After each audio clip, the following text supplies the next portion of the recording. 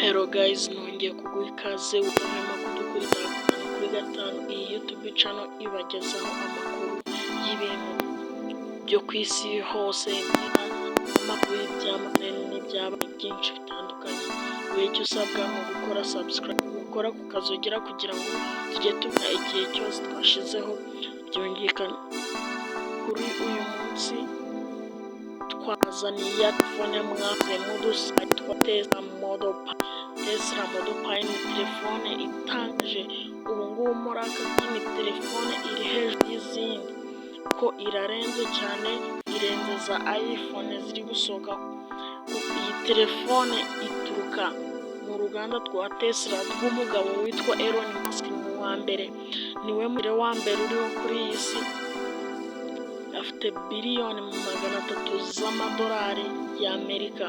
Uyu mugabo rero Elon Musk afite ibikorwa byinshi bitandukanye, ntabwo yabaye umukire wa mbere ku isi, koko ni umukire cyane.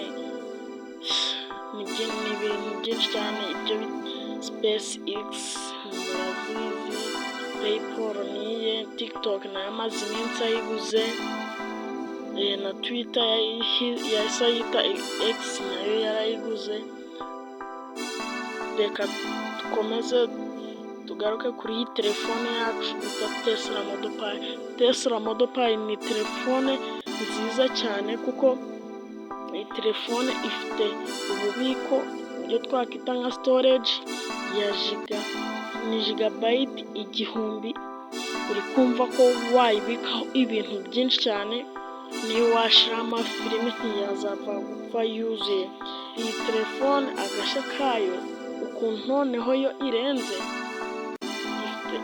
ifite nk'iyo twakwita solar system, kuko iyo umuriro ugushiranye ntiwirirwa ukore uyicaginga, wanisha no ku izuba ikicaginga.